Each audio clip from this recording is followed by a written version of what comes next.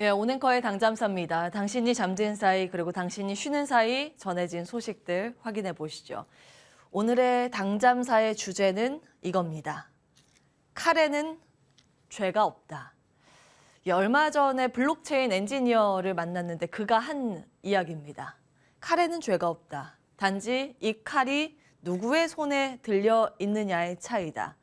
이 칼이 강도의 손에 들려 있느냐, 요리사의 손에 들려 있느냐, 이 이야기를 하더라고요. 블록체인 기술에는 죄가 없다. 단지 최근 들어서 루나 사태, FTX 사태 등을 통해서 암호화폐에 대한 이제 불신이 확산되고 있는데 시대의 요구는 이 기술의 개발, 기술의 요구라는 이야기를 했습니다. 저는 이제 투자의 관점에서 이렇게 생각이 들더라고요. 이 칼에 해당하는 게 혹시 여러 가지 수치, 통계, 호황, 불황 등의 키워드가 아닐까라는 생각이 들었습니다. 이것을 어떻게 바라보느냐에 따라서 어떤 능력을 가진 사람의 손에 들려 있느냐에 따라서 그 차이가 커지지 않을까라는 생각이 드는데요. 자, 여기 가운데 불황이라는 키워드로 이야기를 좀 풀어보겠습니다. 파나소닉 창시자로 유명한 인물이죠. 마스시타 고노스케가 한 유명한 이야기입니다. 호황은 좋지만 불황은 더 좋다.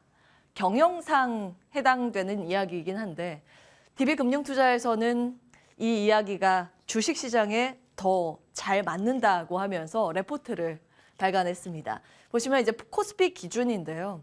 주요 하락장 때 보면 IMF 때, IT 버블 붕괴 때, 카드채 버블 붕괴, 2008년 금융위기 때, 팬데믹 쇼크 때 평균 하락률, 소위 반토막 50% 이상이 났습니다. 그런데 하락장 직후의 1년 수익률을 한번 보실까요? 회복의 속도가 굉장히 가팔랐죠. 낙폭의 2배 가까운 수준의 수익률을 기록하기도 했습니다. 자, 이 관점을 조금 더 확장해서 이야기를 이어가겠습니다. 최근 들어서 외국계 IB들은 한국 시장에 대해서 거의 이견 없이 내년 시장 좋을 거라고 입을 모으고 있다는 점 지속적으로 체크해드리고 있습니다. 사실 중국 투자의 관점에서는 몇몇 곳에 이견이 존재합니다. 매수, 매도에 대한 의견이 분분한데 유일하게 거의 매수 의견으로 맞춰주고 있는 국가가 바로 한국이었는데요. 이 반도체 수요 내년 1분기 바닥이지만 증시가 그보다 더 먼저 움직이는 선반영의 법칙을 가지고 있기 때문에 내년 특히 이제 하반기에 좋을 거라고 이야기를 많이 모으고 있습니다. 사실 이제 상저하고를 이야기하고 있기 때문에 내년 초까지는 여전히 추가 하락 가능성은 있지만 1년 단위로 봤을 때는 여기에서 한 20-30% 정도 상승 가능성도 있다라는 이야기가 나오고 있습니다. 그래서 궁금했습니다. 왜 이렇게 각 IB에서 우리나라에 대해서 이견 없이 매수 의견을 내고 있을까? 코스피 데이터를 연 기준으로 쭉 찾아봤습니다. 2000년 들어서 2년 연속 하락한 적이 없는 코스피의 데이터가 포착이 되더라고요. 한 번 빠지면 오르고, 한 번 빠지면 오르고, 한 번 빠지면 계속 오르는 패턴. 2년 연속 빠진 적이 없습니다. 그리고 2022년 올해 전일 종가까지 데이터를 계산해서 기입을 해봤는데요. 마이너스죠. 그럼 내년은 어떻게 될까? 이에 대한 좀 기대감도 있지 않을까라는 생각도 일면 들었습니다. 물론 이 데이터를 조금 더 확장해서 80년대 이렇게 가면 2년, 3년 연속 하락한 적이 있습니다만 그때와 지금의 이 투자 환경의 변화도 있습니다. 뭐 이를테면 상한가 제한이 지금과는 다르고 외환의 보유고의 비중이나 탄탄하다라는 이 평가를 받는 그런 시각들도 굉장히 다릅니다. 다만 이제 전제가 있죠. 리세션. 이 경기 침체의 깊이가 어느 정도일까? 연착륙일까? 경착륙일까? 여기에 따라서는 이견이 좀 존재합니다. 찰리 채플린이 했던가요? 인생은 가까이서 보면 비극, 멀리서 보면 희극이라는 이야기. 사실은 투자의 관점에서도 이 부분이 굉장히 많이 포착이 됩니다. 블룸버그 통신의 보도 내용인데요. 자료 보시면 S&P 500 지수 기준입니다. 리세션이 없었을 때의 베어마켓 장세에서는 이 정도 하락했다가 반등을 하는데 거의 현재 수준이랑 비슷합니다. 현재 고점 대비했을 때 S&P 500 지수가 한 20% 떨어져 있는 상황이거든요. 그런데 리세션을 적용을 해서 통계치를 다시 본다면 이야기는 달라집니다. 기간은 400일 정도의 하락세였고 낙폭은 고점 대비 30%였습니다. 지금 전개된 부분은 250일 정도의 하락입니다. 과연 어디를 S&P 500 지수는 앞으로 향하게 될까요? 관전 포인트가 될 것 같습니다. 자, 앞서서 이제 칼을 누구 손에 쥐어주느냐에 따라서 그 결과치가 달라질 거라는 이야기를 해드렸습니다. 불황은 기회로 보는 시각들, 소위 줍줍 본능에 대해서 올 초부터 지속적으로 체크해드리고 있죠.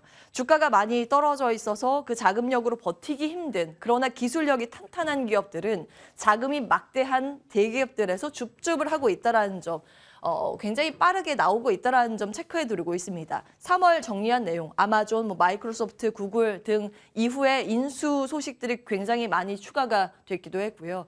워런 버핏은 남들이 탐욕스러울 때 공포를 느껴야 하고 남들이 공포에 빠져 있을 때 탐욕을 부려야 한다라는 그가 했던 이야기처럼 지난 3분기에 미증시가 많이 떨어진 그 기간에도 12조 원 어치의 주식을 샀다라는 점 체크해드렸습니다. 또 인수 소식이 하나 추가가 되더라고요. 사모펀드가 막사 테크놀로지라는 기업을 인수했다는 소식으로 전거래일에 폭등하는 움직임이 나왔습니다. 이 기업은 전 세계 위성 이미지 1위 업체입니다.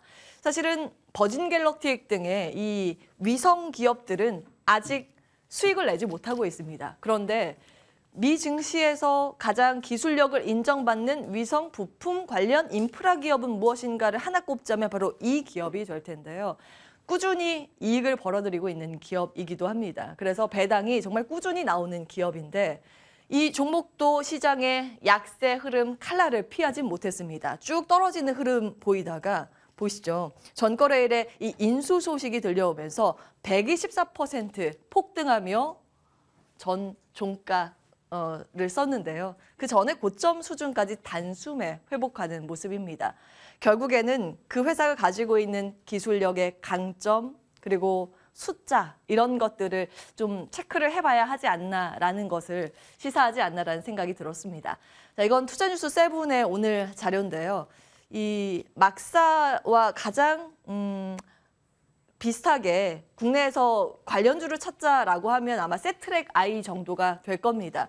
그래서 이렇게 블록이 처리가 돼 있는 것 같고요. 그리고 세트랙 I의 최대 주주는 한화 에어로스페이스입니다. 참고 정도 하시라고 가지고 왔고 결국에 이제 숫자에 주목을 해야 하기 때문에 숫자와 관련된 부분 마지막에 정리를 해보겠습니다. 자, 미증시 이제 살펴볼 텐데요. 전거래일에 3대 지수 일제히 약세 마감이 됐습니다. 근데 이날 특징 보시면 나스닥 지수의 낙폭보다 S&P 500 지수의 낙폭이 더 컸습니다. 시장에서 표면적으로 해석하는 두 가지 이유는 경제지표 부진에서 그리고 연준 위원들 매파 발언이 계속 나와서라고는 하는데 사실 그러면 나스닥 지수가 더 많이 빠져야 조금 논리가 맞겠죠. 그런데 S&P 500 지수가 더 많이 빠졌다? 혹시 이건 아닌가 의심이 돼서 가지고 왔습니다. 이날 미증시는 선물 옵션 동시만길 내마녀의 날이었습니다. 해당되는 규모가 한 4조 달러 규모 총 규모이고요. 그중에서 절반 이상이 S&P 500 물량이었습니다. 아마 일정 정도 이게 영향을 미치지 않았나라는 생각이 듭니다. 만약에 이 내마녀의 날 단순 수급 논리로 인해서 빠졌다라고 한다면 우리 시장은 또 다른 관점으로 봐야 하지 않을까 해서 MSCI 국가 추정지수 쭉 찾아서 기입을 해봤고요. 이머징 마켓은 오히려 플러스 마감을 했더라고요. 한국 지수는 1.46%의 플러스였습니다. 근데 이 필라델피아 반도체 지수가 간밤 전거래일 한 1% 가까이 빠져서 그리고 선물 지수까지 종합적으로 봤을 때는 출발단에서는 보합 출발 관측이 되고 있습니다. 다만 이 지수의 논리대로 한다면 외국인들이 우리 시장에 대해서 미국과는 조금 다른 시각을 견지했을 가능성이 있기 때문에 이후에 추가 방향성은 외국인의 수급에 달려있다고 보시면 되겠습니다. 뱅크 오브 아메리카에서는 내년 반도체 업종 상승 전망을 그 이후에 또 내놨기 때문에 저가 매수가 유입되는지 여부가 하나의 장중의 포인트일 것 같습니다. 자, 블룸버그 통신에서 이제 주간 단위로 수요일 기준으로 일주일 단위로 계속해서 국가별로 그 수급 데이터를 올리고 있는데요. 이걸 좀 지속적으로 당잠사에서도 체크해드리고 있죠. 전주에 좀 시각이 바뀐 게 있어서 정리를 해보고자 합니다. 중국 같은 경우에는 그 전주 대비했을 때 이번에 매도로 포지션이 좀 바뀌었는데 유출이 됐습니다. 그런데 인도나 베트남 같은 경우에는 이번에 순유입으로 전환이 됐고요. 특히 인도 쪽이 유입 전환이 컸습니다.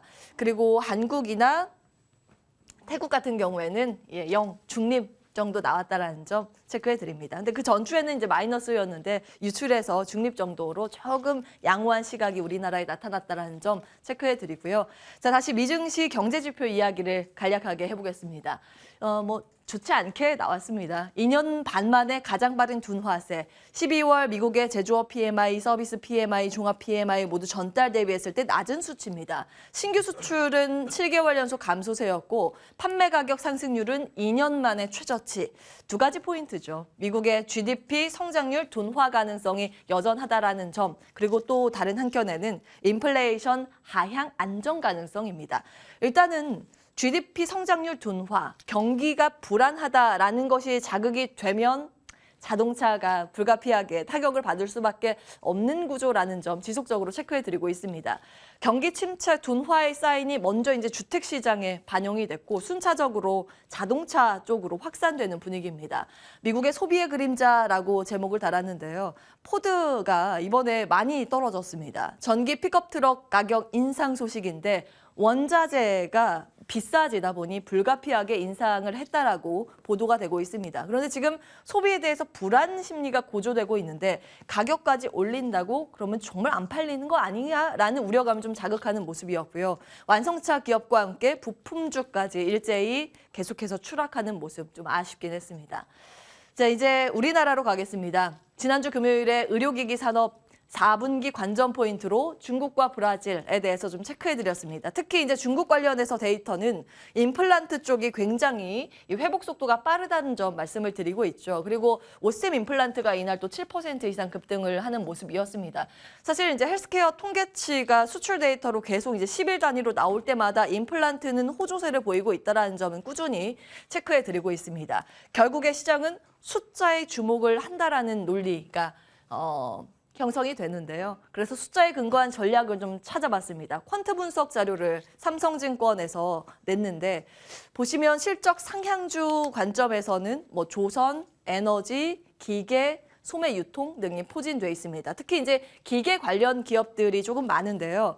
이것은 이제 EPS 추정치가 상향 조정되는 종목의 이제 순서로 앞서서 기입이 돼 있는데 이제 매력도 측면에서 삼성증권에서 다시 롱과 숏 포지션을 맞춰놨습니다. 이건 이제 부진한 부분, 우려되는 포인트이기 때문에 롱 부분만 좀 체크해드리면 한화, 두산마켓, 영원무역, LS, 현대, 홈쇼핑 등 이렇게 순위가 되고 있습니다. 리오프닝 소비 관련주와 함께 인프라 관련주가 또 여기에 많이 포진돼 있다는 게 하나의 맥락입니다. 참고해 보시기 바랍니다. 온앵커의 당잠사였습니다.